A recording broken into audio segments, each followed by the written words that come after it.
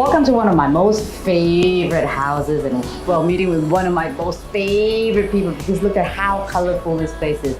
Every time you meet Lisa Shears, your mood just elevates, everything just goes colorful. I'm wearing one of the latest collection from Nala, I believe. This is not out yet, right? Not yet, yeah. And this is one of the current season signatures. But before we get to how Nala House became so big, how many cafes do you have, and like how many businesses is she exactly running? Where did Lisa Shears come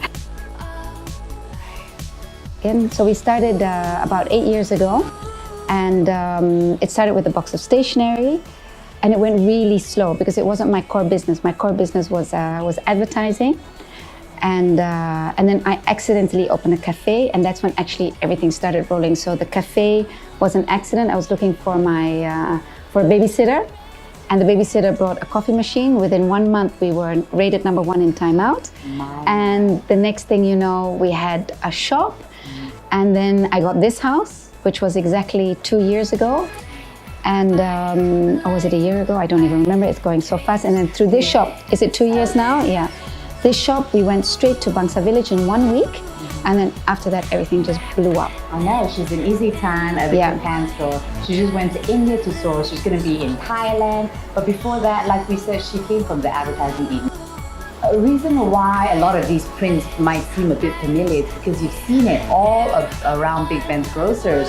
Remember those outbound packets everyone was scrambling to take? Even right now on the walls, those designs were Lisa Shears. How she started from the creative, the creative agency, and now to this. Would you call this finally breaking from work and, well, pursuing your passion? Because it took a big leap, didn't it, to leave that work? It was a massive leap, and it was a very difficult leap because I was working with the big group for 5 years with the big group, and before that with Delicious.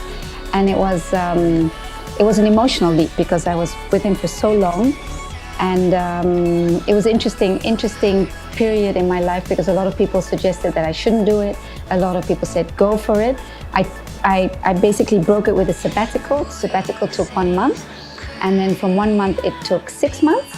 And then the next thing you know, it just grew like crazy. So the sabbatical included that stationery box that kept making you. Exactly. You see, sometimes when your calling is calling, it doesn't stop. It doesn't stop. Exactly. Nala is now on everybody's lips. Everybody knows Nala. You know, the Nala House Rose party on Sundays, or every other Sunday, or at least a lot. And people want to be here. Nala is not just fashion. Nala is furniture. In fact, one of the first things I bought from you was the stool. Cool. The stool that is also my shawl, that is from the same fabric that I want my teacup to be the same. But our show is called InstaMade. Now that we know the background of Nala, how far you have come, when did you decide to start an Instagram account?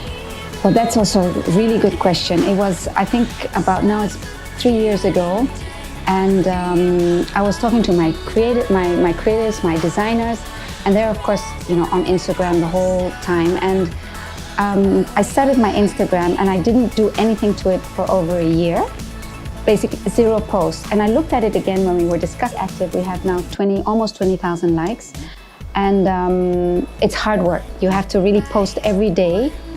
And it's finding your way. You know, I find sometimes you post pictures of yourself, and then you get 1,000 likes. Then you post pictures of yourself again, and then you get 20 likes.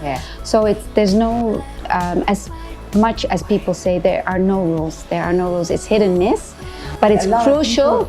There are no rules. Actual rules. There's no rules. I don't believe there's any rules. That's my idea. Yeah. What is this? There's no rules. The no rules is that it's got to be true. And it's the moment. You know, I've had one post, the bread man, you know, the roti man with all the pillows. I love that one got 1,300 likes or something like that. And I posted it in the middle of the day, not at a particular time, not at 9 a.m. or 9 p.m. And it had more likes than anything else. And it's just a cool visual, even though it has nothing to do with Nala. I had so many likes that it actually did a lot for the brand. And then sometimes I post things with my sister or with my daughter, and then it gets a lot of likes. Then you post it again, then you get no likes. So it's not. On the contrary, I think the bread man thing had a very strong relationship with Nala, because Nala it takes, half a Malaysian or not even a Malaysian to get the Malaysianness out of it. There's so much Malaysian influence in everything that you do. That the Nala bread man, I'm going to call him the Nala bread man now. It's the epitome of Malaysianness. When you post something like that, you stir emotions in Malaysian. So no, on the contrary, I think you did that like really well. But I understand how you say, sometimes I post a picture of Chloe, for example. Thousands of likes. And then suddenly I post another picture and no likes. Like, is it the science of what they're talking about, the analogy, the timing, the mood, and whatever not?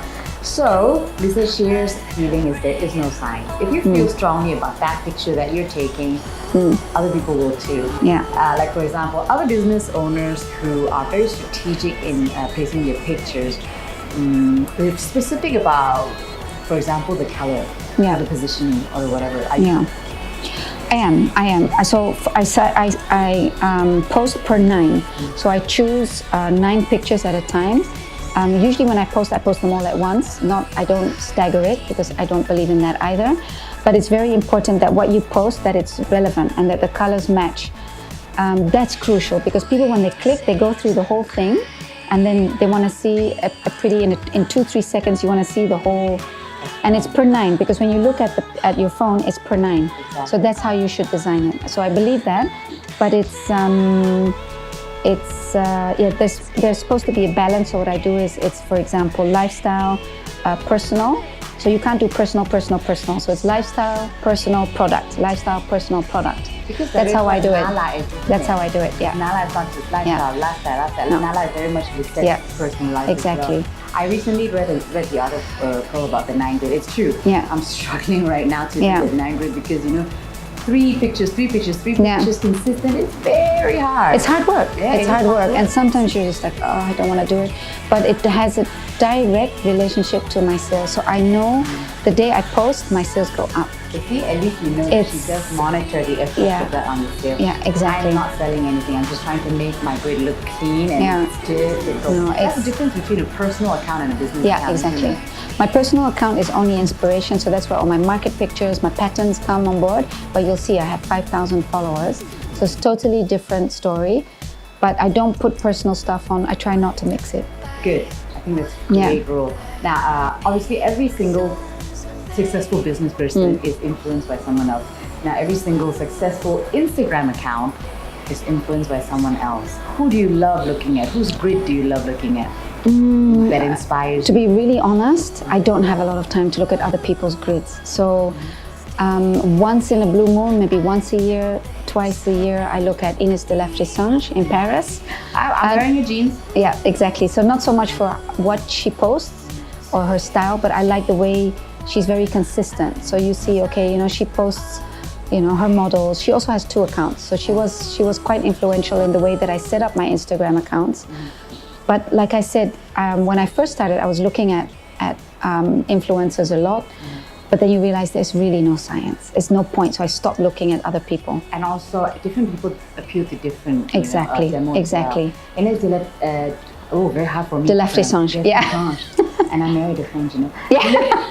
Look at Ines de la Frissange and you will know what Lisa is talking about when it comes to inspiration. Because me too, when I first started Instagram, for me, I didn't want to start it because why would you want to know what I'm working out or eating? But now it is a business. Whether you like it or not. It is, and I'm a slave to my Instagram because once you start, you can't stop. And that's what my husband says. When are you going to get off your phone? Yeah, but they don't realize this is your money making machine, it is. Right? It is. Now, so just to give a picture to your audience, your least engaging posts and your most engaging posts. What are your more popular posts? The absolute least engaging posts when it comes to likes are anything with text in it. Too much text. Okay. So sale, Bangsa Village, we're doing this or we're doing that, or an event, it doesn't work at all. People are not interested. Okay. It does generate public, so it will work when you have a big sale, but and it goes down as low as 20 likes, 30 likes. And the biggest likes are interior shots by default. Interior shots? By default, Yes, because already the association is that. The word architectural, with a beautiful chair and a pillow, that's what has the most likes. Sometimes it's just the point of light and throw, for example. Exactly. And that's all you get. Yeah. Because people are a lot smarter. Do you realize nowadays when they, as soon as they hear the word sale, they turn off, or you know. Exactly. They turn off. Exactly. All right. So your tips for someone. I know you. All right. Now Instagram has definitely boosted your business because of Instagram, you know, you've gone to India. Now you're in Thailand. I'm sure that a lot of people in Thailand knew you through Instagram as well. I would say Instagram helped drive your business. You didn't start your business purely through Instagram, right? Well, it definitely grew through Instagram. I can safely say that without Instagram, I wouldn't be where I am today, for sure. And that is a great end to a conversation. Before we end this conversation, though, there are a lot of people who are fearful when they're trying to use Instagram to start their own business, be it anything, you know, their passion. What would you want to say to them? I think what's important is that it's always beautiful. You have to learn to take beautiful photographs, and you have to use a good camera or a good phone. That's really important because we don't want to waste our eyesight on ugly stuff. So that's I think rule number one. It has to be aesthetic, and people just love beautiful things. The text, hashtags, all that is not important. That is really bad for me because I can only know how to write. So now I have to make it a little more, you know? Also, before we go, just 2 hacks for them, you know, like do you need to spend a lot of time doing your Instagram thing? Because there's a big thing about, you know, phone time versus personal time. Yeah. What's your take on that? Well, the thing is that once you start, you're committed. I actually get clients or customers who complain when I'm not online, when I don't post. They're like, "Are you on holiday? You should post it." Can you tell us? You're stuck. Work all the time. You're stuck. Yeah. I can see a direct relationship to my sales going down when my online is not up to date. No, definitely. Like if I don't talk about how much I'm doing in the gym, also, no one's talking to me. Exactly. Yeah, exactly. Well, that's it. Nala is just one piece of what Lisa Shears is doing, but this is such a big piece.